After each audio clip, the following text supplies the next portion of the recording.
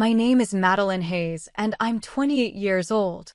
I've spent my entire life living in the shadow of my sister, Cassandra. When she needed a liver transplant, my parents didn't ask. They demanded I donate part of mine. Years of her abuse meant nothing to them. I reluctantly agreed, but then a routine pre-surgery DNA test revealed a secret they'd hidden for decades. One medical test changed everything I thought I knew about myself and the family who raised me. If you're watching this, drop a comment telling me where you're from, hit that like button, and subscribe if you want to hear how a simple blood test shattered my entire world and set me free. I grew up in Newton, an affluent suburb just outside of Boston, in what appeared to be the perfect family. Our colonial-style house with its manicured lawn and white picket fence looked like something out of a magazine. My father, Robert Hayes, was a successful cardiothoracic surgeon at Massachusetts General Hospital. My mother, Claire, had been a pediatric nurse before she decided to become a full-time mom when Cassandra was born. From the outside, we seemed blessed, financial stability, good health, and opportunities many could only dream of. But inside those picture-perfect walls, my reality was very different. From my earliest memories, Cassandra, for years my senior, was the undisputed golden child. With her naturally blonde hair, striking blue eyes, and magnetic personality, she charmed everyone she met. Adults would comment on how beautiful and well-spoken she was, while I stood awkwardly in the background with my mousy brown hair and quiet demeanor. My parents beamed with pride at everything Cassandra did, from her dance recitals to her cheerleading competitions. I quickly learned that in our family hierarchy, Cassandra came first, always. What others didn't see was how Cassandra treated me when no one was watching. When I was 6, she accidentally spilled juice on my art project the night before it was due, forcing me to stay up late redoing it while she watched television. At 8, she told all the girls in my class that I still wet the bed, a complete lie that followed me for years.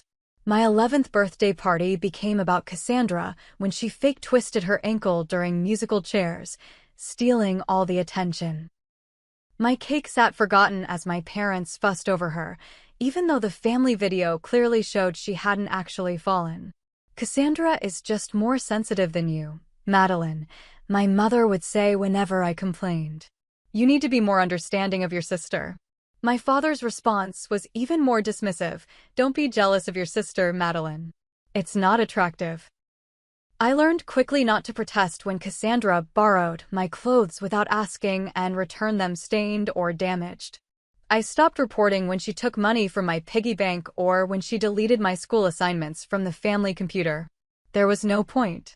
The response was always the same. I was either lying or exaggerating, and I needed to be a better sister. I found solace in academics. While Cassandra ruled the social scene, I excelled in the classroom. Math and science came naturally to me, and teachers praised my analytical mind. But even straight A's couldn't compete with Cassandra being named homecoming queen or winning the lead in the school play. My report cards were met with a cursory, "good job," while Cassandra's C average was celebrated because at least she was trying her best. The only person who saw through Cassandra's act was my grandmother Dorothy, my father's mother. A no-nonsense woman who had worked as a school principal for 40 years, Grandma Dorothy had a keen eye for manipulation. That girl's got everyone fooled, she once whispered to me after witnessing Cassandra fake cry to get out of helping with dishes. But not me and not you. Stay strong, Maddie. During summer breaks, I would beg to stay with Grandma Dorothy in her coastal Maine cottage. Those weeks were my only taste of normalcy, of being valued just for being myself. She encouraged my interest in computers, buying me my first programming book and letting me use her desktop for hours. When I built my first simple website at 13, she proudly showed it to everyone in her bridge club. "You've got a gift, Madeline," she told me. "Don't let anyone dim your light." But Grandma Dorothy died from a sudden heart attack when I was 16. I lost my only ally, the only adult who had ever really seen me.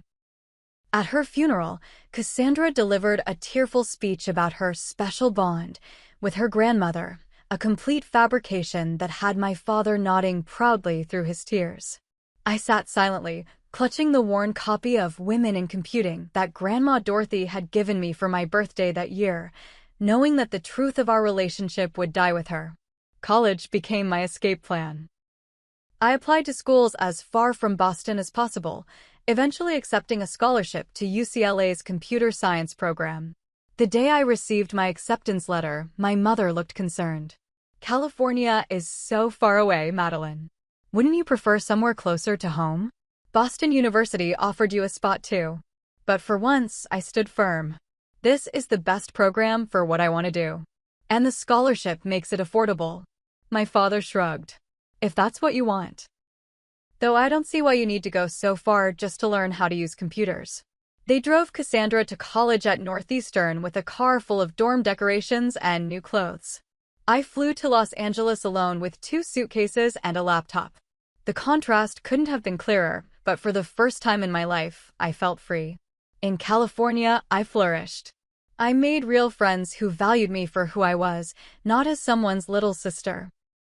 I joined the robotics club, interned at tech startups, and discovered I had a talent for software development. I gradually reduced my calls home to brief monthly check-ins, usually speaking only to my mother, who spent most of the time updating me on Cassandra's latest achievements, her marketing job, her expanding social circle, the men she was dating. After graduation, I landed a job at a tech company in San Francisco, building a life completely separate from my family. I had my own apartment, a circle of supportive friends, and a career I loved. For the first time, I felt like Madeline Hayes, not just Cassandra's sister. The 3,000 miles between us was healing in ways therapy never could have been. I thought I had finally escaped the dynamics of my childhood. I was wrong. It was a rainy Tuesday in February when my carefully constructed new life began to crumble. I was in the middle of debugging a particularly challenging piece of code when my phone lit up with my mother's name. I almost sent it to voicemail. Our scheduled monthly call wasn't for another 2 weeks, but something made me answer. "Madeline, it's Cassandra," my mother said, her voice shaking. "She's in the hospital. Her liver is failing." The world seemed to slow down as my mother explained the situation. Cassandra had been admitted to Massachusetts General Hospital after collapsing at work. Tests revealed advanced cirrhosis and signs of acute liver failure. Her condition was critical, and she needed a transplant urgently. "The doctors say she's been damaging her liver for years," my mother continued, her voice breaking. "They're saying it's from alcohol, but that can't be right. Your sister only drinks socially." I bit my tongue. Even from across the country, I knew better. Cassandra's Instagram was filled with party photos, cocktail glasses perpetually in hand. Her college reputation for drinking was legendary, something my parents had always dismissed as just having fun. Now, at 32, her fun had caught up with her. "She's on the transplant list, but the doctor says the wait could be too long," my father interjected, apparently on speakerphone.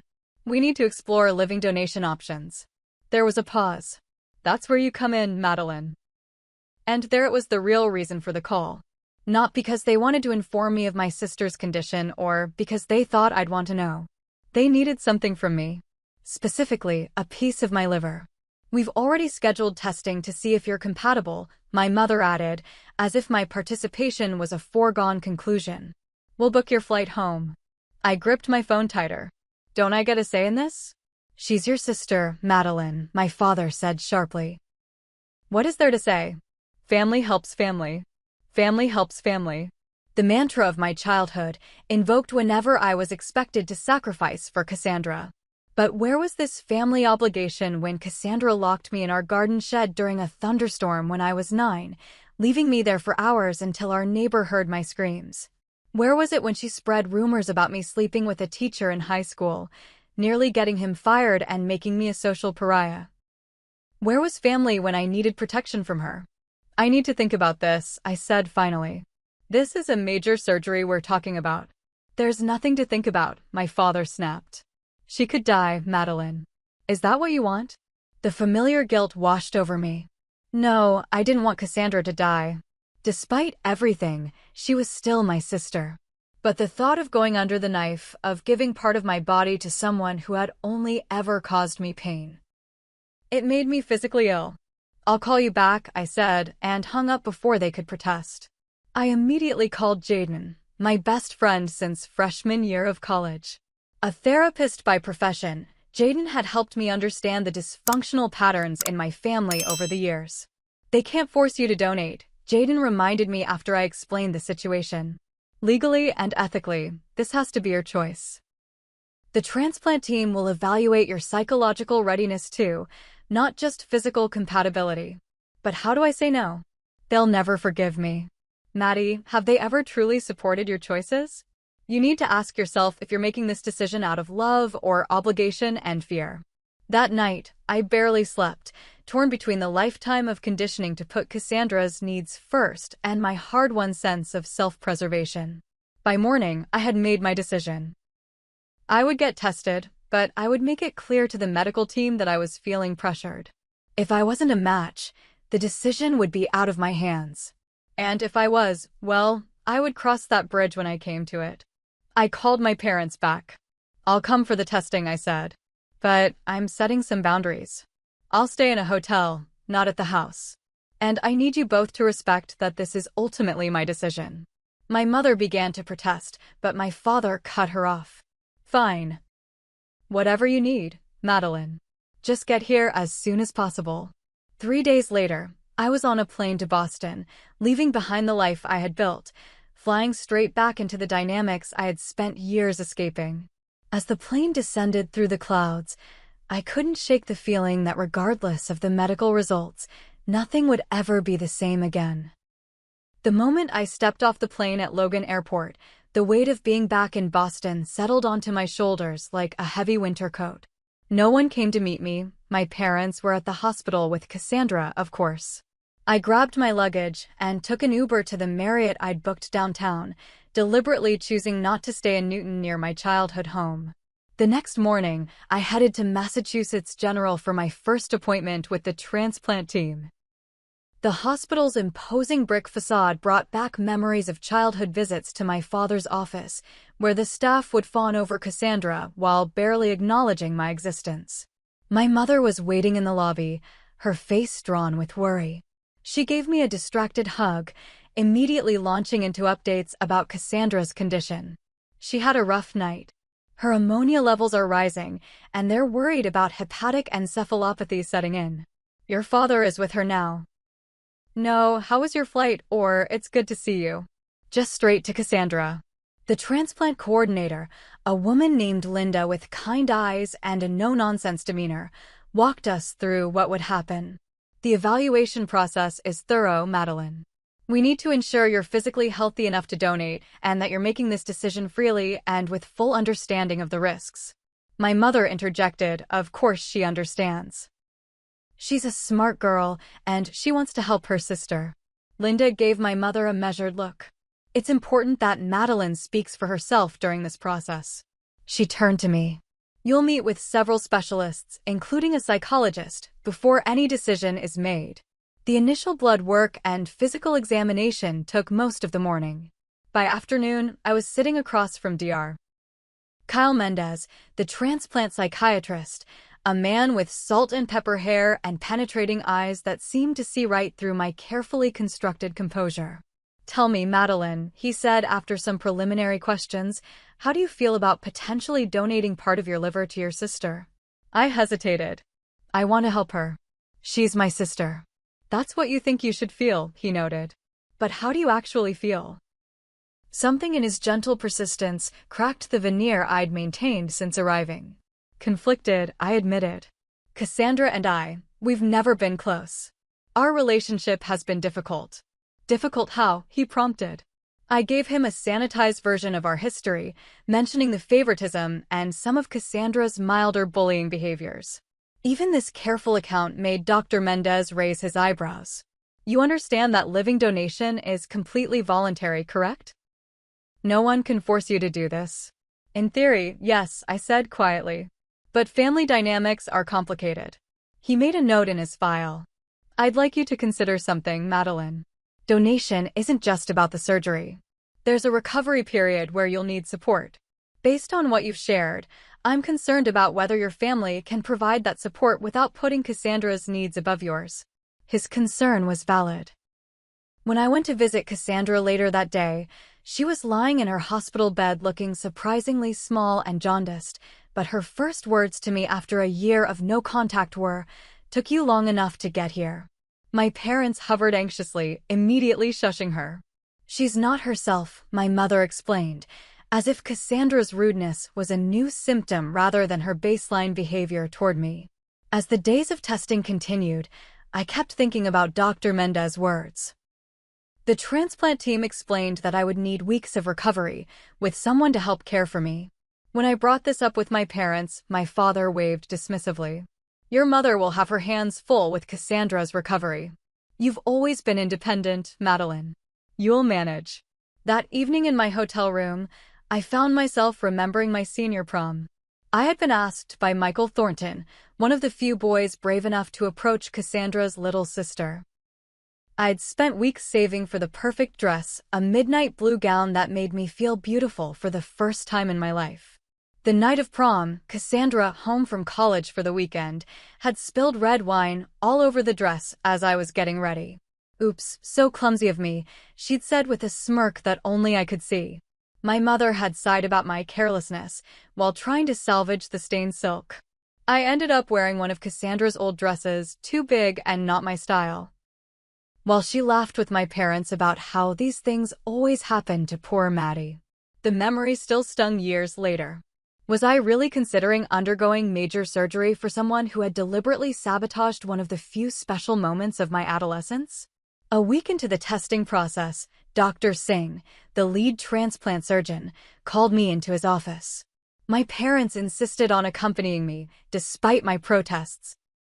"The preliminary results show you're a potential match," he said, reviewing my file.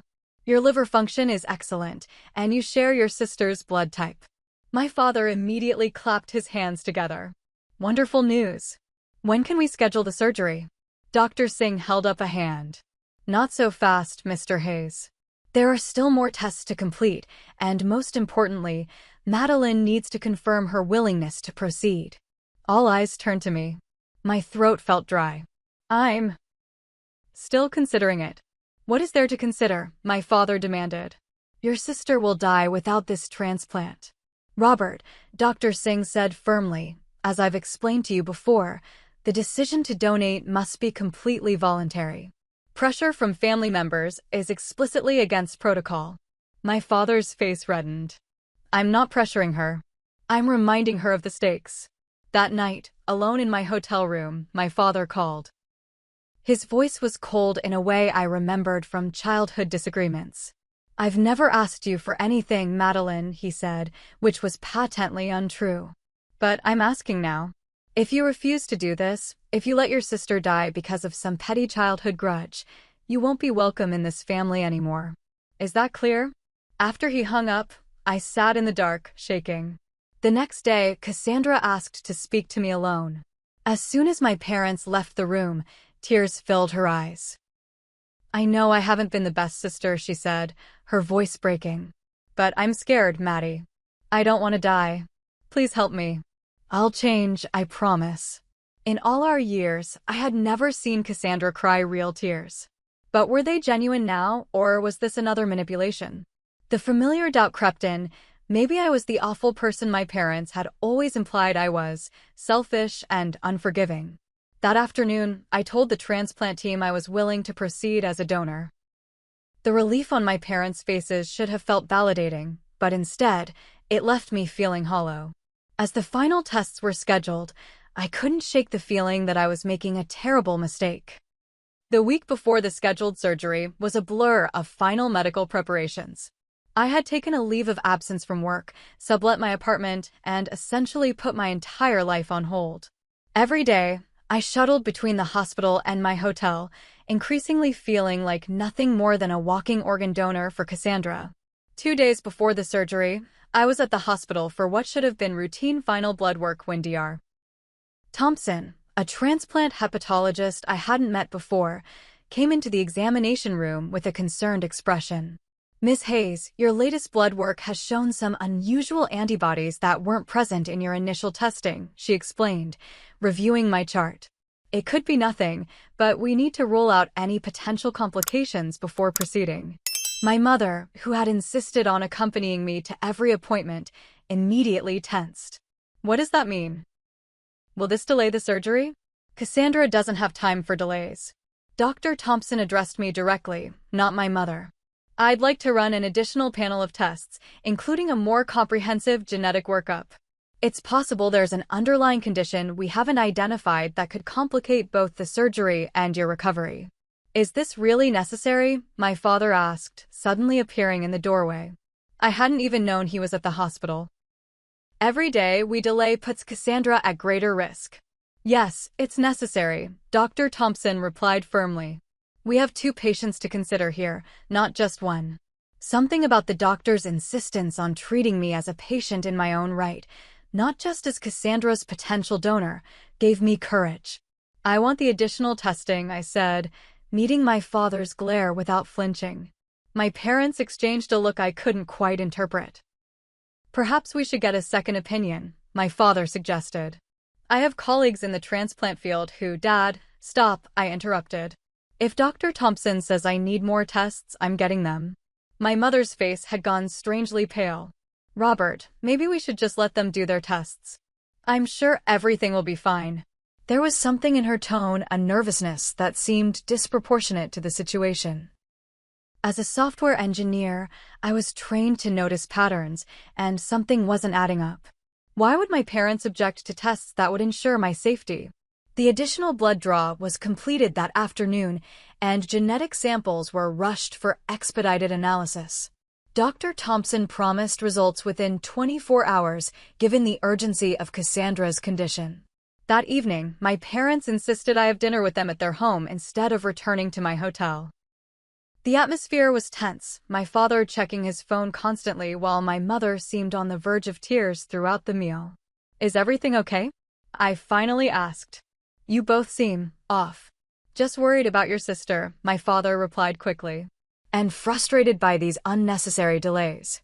The next morning, I received a call from Dr. Thompson asking me to come to the hospital immediately. When I arrived, she was waiting with Dr. Singh and a woman I didn't recognize who was introduced as Dr. Walker, the hospital's medical ethicist. Madeline, please sit down, Dr. Thompson began. The results of your genetic testing have revealed something unexpected. She paused, choosing her words carefully. The DNA analysis indicates that you and Cassandra are not biologically related. The room seemed to tilt around me. What? That's impossible. We're sisters. Not biologically, Dr. Walker clarified gently. According to these results, you don't share enough genetic markers to be biological siblings. In fact, you don't appear to be biologically related to either of your parents. My mind raced, trying to process this information. Could there be a mistake with the tests? We ran them twice to be certain, Dr. Thompson confirmed. The results are conclusive. Medically speaking, this means you can't be Cassandra's liver donor. The genetic compatibility we thought existed isn't actually there. I sat in stunned silence for several minutes. Then, a lifetime of peculiar comments and situations suddenly clicked into place. My brown hair in a family of blondes, my mathematical abilities when both my parents were more verbally oriented, the way family friends sometimes gave me strange looks at gatherings.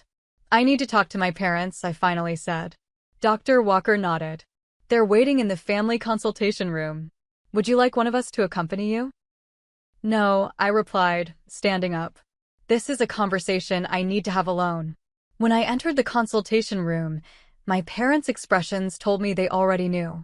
My mother was openly weeping, while my father sat rigidly, his face a mask of controlled tension. How long have you known? I asked, my voice surprisingly steady. That I'm not your biological daughter? My mother's sobs intensified. My father cleared his throat. Madeline, we can explain how long, I demanded. Since the beginning, he admitted. You were adopted as an infant. And you never told me. It wasn't a question. We were going to tell you when you were older, my mother managed between sobs. But then it never seemed like the right time, and eventually you decided I didn't deserve to know the truth about my own life. I finished for her. Were you ever going to tell me? Or did you just hope I'd never find out? My father shifted uncomfortably. Madeline, what matters is that we raised you. We're your parents in every way that counts. Except you didn't raise me like your daughter, I said, the realization dawning with painful clarity. You raised me like Cassandra's support system. Does she know that I'm adopted? The brief flicker in my father's eyes answered before his words did. Yes, we told her when she was 15. We swore her to secrecy. The betrayal was so vast I could hardly comprehend it. My sister, no, Cassandra, had known this fundamental truth about me for almost half my life and had wielded it as yet another form of power over me. The surgery is cancelled, I said flatly. I'm not a match. There are other options, my father began desperately. We can look at non-related living donors. The genetic relationship isn't actually necessary for stop. My voice cut through as like a blade. You were going to let me go through major surgery knowing I wasn't related to her? Knowing the compatibility testing might be compromised? Were you even going to tell me then? My mother reached for my hand. I pulled away. Maddie, please don't call me that, I said, standing up. I need to go. Where are you going? My father demanded. Away from here. Away from you. I need to think. As I turned to leave, my mother called after me, her voice breaking. We love you, Madeline. You're our daughter. I paused at the door. No.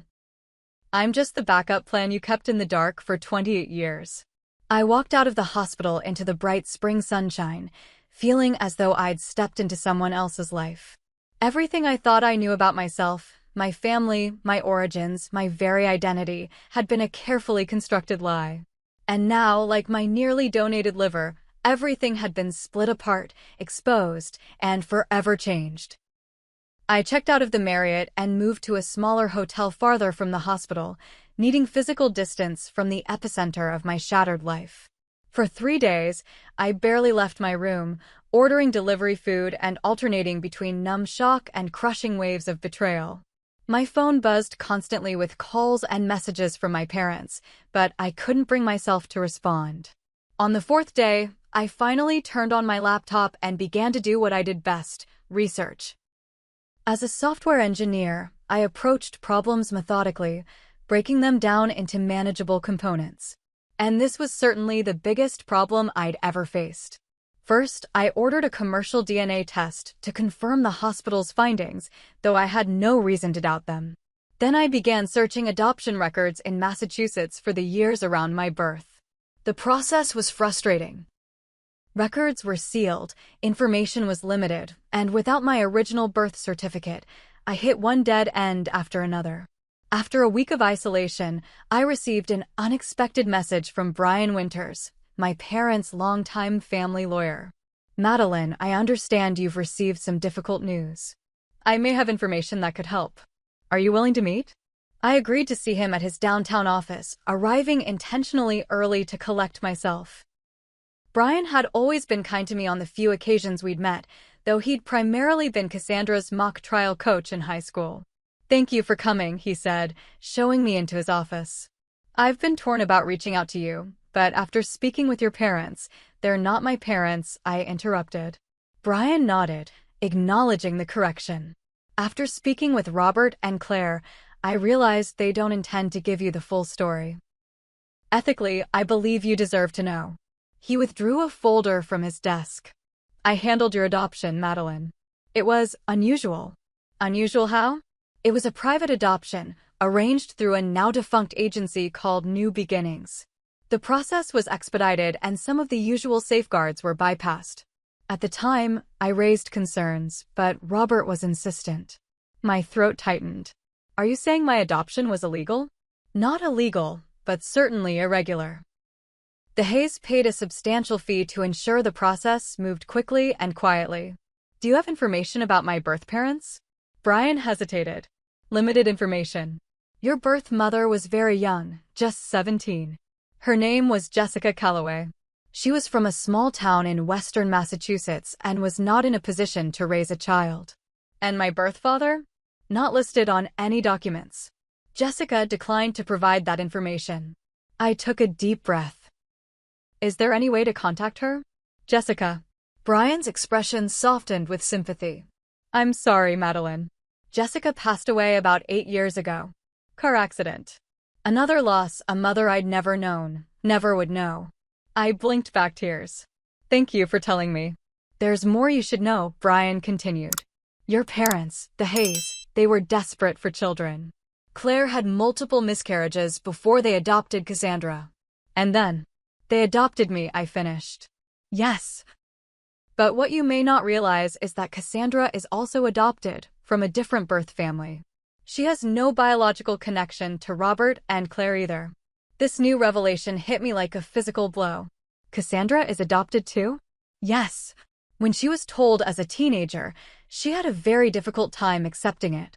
She was especially angry that there was another adopted child in the family. From what Robert has told me, she made them promise never to tell you, threatening to run away if they did. Suddenly, Cassandra's lifelong resentment, her need to establish dominance, took on a new dimension. She had known we were both adopted, but had conspired with our parents to keep me in the dark. It was a betrayal within a betrayal. Over the next few days, I pieced together more of the story through further meetings with Brian and my own research.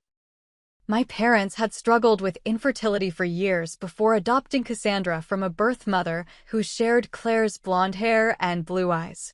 When they decided to adopt again 3 years later, they specifically sought a child who didn't physically resemble their family, me, to ensure Cassandra would always be seen as the one who belonged. The most stunning revelation came when I gained access to emails between my parents and the transplant team. Despite knowing I wasn't biologically related to Cassandra, they had encouraged the testing process, hoping the doctors wouldn't discover the lack of genetic relationship. They had been willing to risk my health by obscuring crucial medical information. When my father called yet again, I finally answered. Why, Dad? Why were you willing to let me go through with the surgery when you knew I wasn't a match? The doctors said biological relationship wasn't necessary, he argued. And Cassandra needs a liver. We were desperate. So desperate you were willing to endanger me? To lie to the medical team? We didn't lie. We just didn't volunteer information they didn't specifically ask for. His justification made me physically ill. Did you ever actually see me as your daughter? Or was I just a backup system for Cassandra all along? His silence spoke volumes. 2 weeks after the DNA test revelation, I finally agreed to meet with all 3 of them. Robert, Claire, and Cassandra at their home. It was time for a final reckoning. Cassandra looked terrible, her skin yellow, her once vibrant presence diminished by her failing liver. But when our eyes met, I saw not gratitude that I'd come back, but resentment that I had discovered the truth. We need to talk about why you kept this from me, I began, once we were all seated in the living room. All of you. We thought it was for the best, Claire started. We didn't want you to feel different but I did feel different, I interrupted. My entire life, I felt like I didn't belong in this family. And now I know why. You never fully accepted me as your daughter. That's not true, Robert protested. We love you. You have a strange way of showing it, I replied. You consistently favored Cassandra, dismissed my achievements, and ignored her mistreatment of me. And now I find out you were willing to risk my health by hiding critical medical information. Cassandra spoke up, her voice weak but her words sharp as ever. Don't act so victimized, Madeline. We all have our crosses to bear. At least you didn't have to grow up knowing you were unwanted by your real mother. Cassandra, Claire exclaimed. No, let her talk, I said. This is the most honest she's ever been with me. Cassandra's eyes narrowed. You were always so perfect, so smart. Mom and Dad might have given me more attention, but they were always prouder of you. They're brilliant, responsible Madeline who never made mistakes, who they could always count on. Do you know how hard it is to compete with Saint Madeline? Her perception was so wildly different from my reality that I almost laughed. Is that really how you see it? Cassandra, you've been bullying me since we were children. You deliberately sabotaged me at every turn. And when you found out I was adopted too, instead of creating a bond over our shared experience, you made sure I would never know. Because then you'd be just like me, she admitted, tears forming. And you couldn't be like me. You had to be different, less than. It was the only way I could stand it. The raw honesty stunned me into silence. For the first time, I saw Cassandra not as my tormentor, but as a deeply insecure person who had been trying to protect her fragile sense of belonging by ensuring I never fully belonged. After that explosive meeting, I returned to my hotel and made a decision. I would search for my biological family. I needed to know where I came from, even if the journey was painful. Using the information Brian had provided and online DNA databases, I uploaded my genetic profile and waited for matches. Within days, I received a notification of a likely second cousin. Her name was Sophia Martinez, and she lived in Connecticut, just a few hours away. After several cautious email exchanges, Sophia confirmed that her mother had a cousin named Jessica Calloway who had gotten pregnant as a teenager and given a baby up for adoption. The timing and location matched my birth. Jessica always regretted giving you up, Sophia told me when we spoke by phone. But she was so young, and her parents gave her no choice. She named you Grace before the adoption. Grace. I had a name before I was Madeline. A name my birth mother had chosen for me. Sophia told me that while Jessica had passed away, I had biological half-siblings. Jessica had married in her 20s and had 2 children, my half-brother Nathan and half-sister Lily. They lived in Rhode Island and had grown up knowing they had an older half-sibling somewhere in the world. 2 weeks later, I sat in a cafe in Providence, my heart pounding as I waited to meet my biological siblings. When they walked in, I knew them immediately. Nathan had my same brown eyes and analytical expression. Lily had Jessica's heart-shaped face from the photos Sophia had shared. Grace, Nathan said tentatively, then corrected himself. Sorry, Madeline. Either is fine, I said, standing to greet them. I'm still figuring out who I am. As we talked for hours, I learned about Jessica. Her love of mathematics, like me, her struggle with having given up her firstborn, her eventual happiness with a man who had loved her completely. I saw family photos where people looked like me, heard stories of relatives who shared my aptitudes and interests. She wanted to find you, Lily told me, squeezing my hand. After we turned 18, she hired a private investigator, but the adoption records were sealed too tightly. She never stopped wondering about you. For the first time since the DNA test had shattered my world, I felt a sense of belonging. I hadn't lost a family. I had found one I never knew existed. Meanwhile, through Brian, I learned that Cassandra had been moved up the transplant list due to her deteriorating condition. A deceased donor liver had become available, and she had undergone successful transplant surgery. She would live without my liver, without my sacrifice. My parents continued to call and text, begging for reconciliation, but I maintained my distance, needing time to process everything. I wasn't ready to forgive, and I wasn't sure I ever would be. But as I connected with my biological family and began to understand my origins, I realized that knowing the truth, however painful, was infinitely better than living a lie. A month after meeting Nathan and Lily, I finally felt strong enough to face the Hayes family one last time. I had spent weeks getting to know my biological siblings, learning about our shared traits and family history. Lily had our birth mother's artistic talent, while Nathan and I shared her analytical mind. For the first time in my life, I felt a sense of genetic connection, of seeing my own traits reflected in others. I arranged to meet Robert, Claire, and Cassandra at their home on a Sunday afternoon. Cassandra was recovering well from her transplant, though she looked thin and moved carefully when she came into the living room. Thank you for coming, Claire said, her voice tentative. We've missed you. I needed time, I replied, taking a seat across from them rather than in the middle of the family sectional. The physical distance was deliberate, a boundary I was finally strong enough to establish. How have you been? Robert asked awkwardly. I've been discovering who I am, I said. I've met my biological siblings. They're wonderful people. Claire flinched. So you've replaced us already. This isn't about replacement, I explained calmly. It's about understanding my complete identity, something you denied me for 28 years. We thought we were protecting you, Robert insisted. No, I countered, meeting his gaze directly. You were protecting yourselves and Cassandra. Every decision you made was to maintain the family dynamic you wanted, one where Cassandra was the primary focus and I was the reliable support system. That's not fair, Claire protested.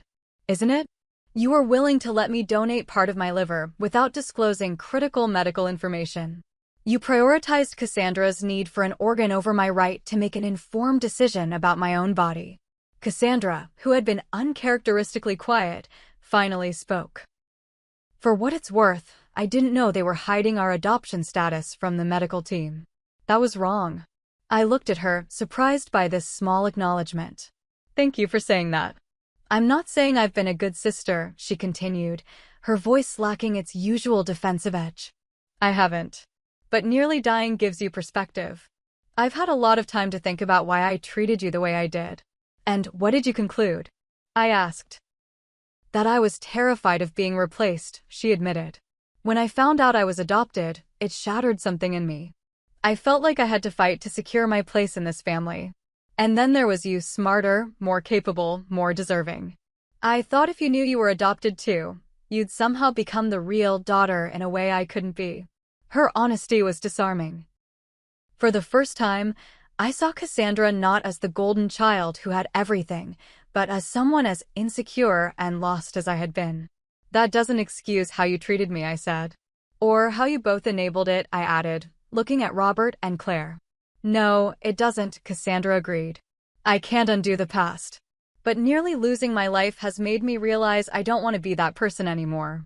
I nodded, acknowledging her words without offering immediate forgiveness. Then I turned to my parents. I need you both to understand something. What you did keeping my adoption secret, allowing Cassandra's behavior, and then trying to manipulate me into a medical procedure without full disclosure was a profound betrayal. I'm not here to mend fences or pretend it didn't happen. Then why are you here? Robert asked. I took a deep breath.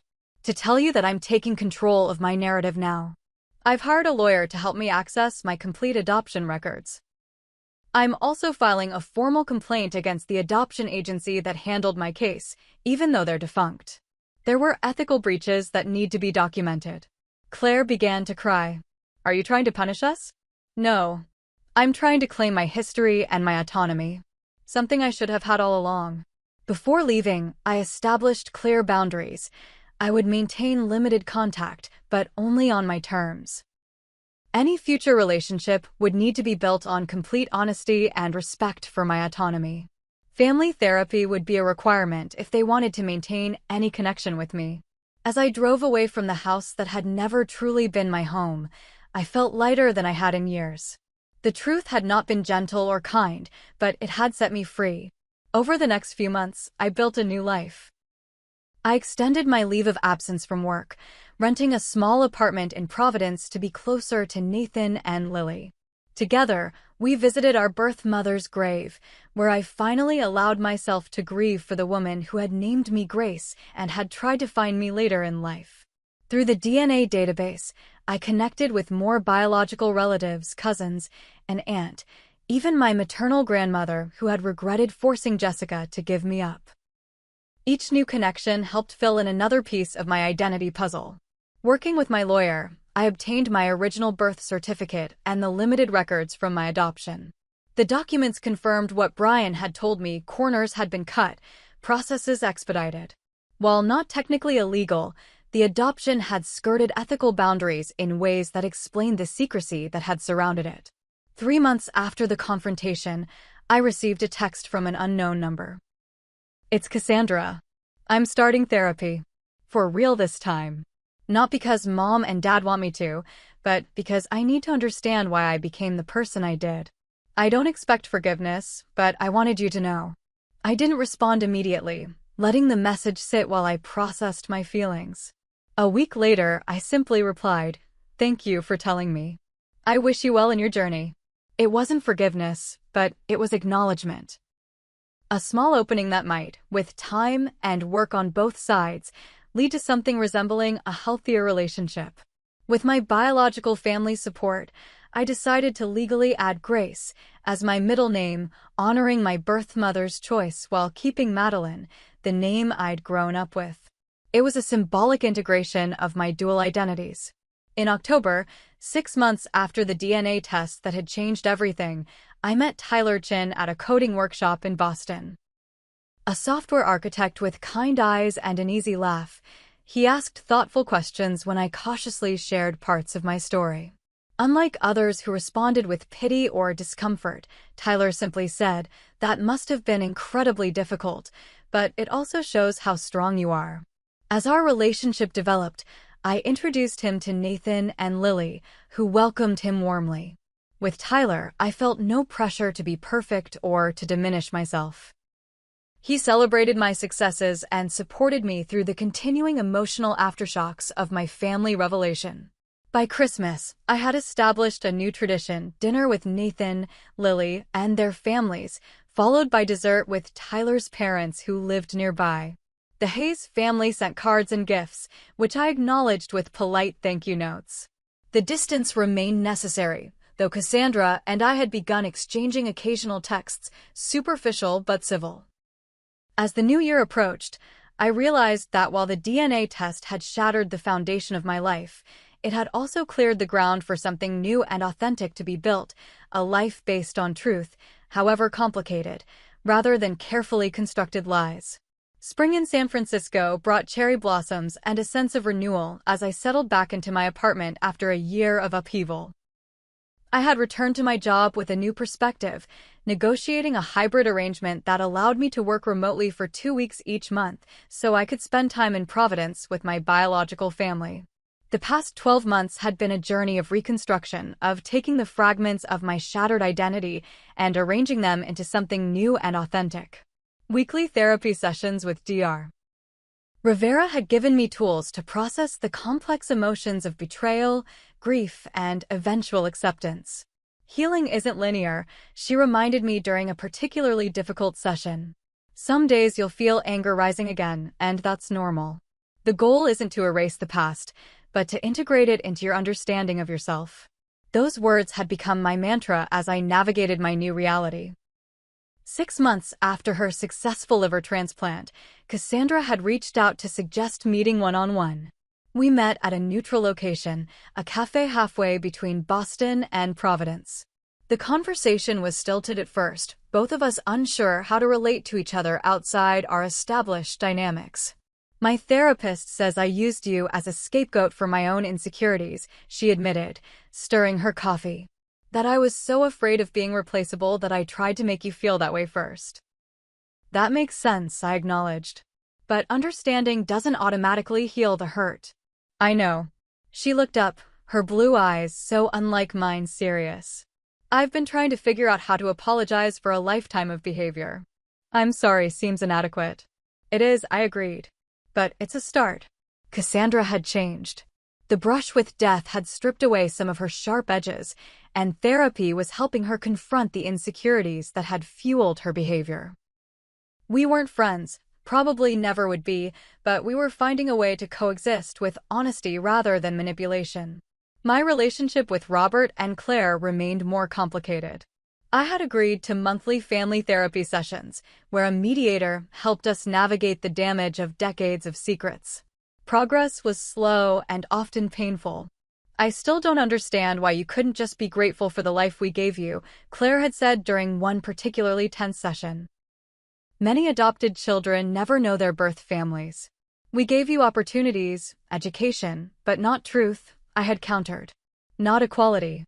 Not protection from Cassandra's bullying. You gave me a roof and education, yes, but withheld the emotional security of knowing I was truly valued." Robert, who had always dominated family discussions, now often sat in silence during these sessions, seemingly unable to reconcile his self-image as a good father with the reality of his favoritism and manipulation.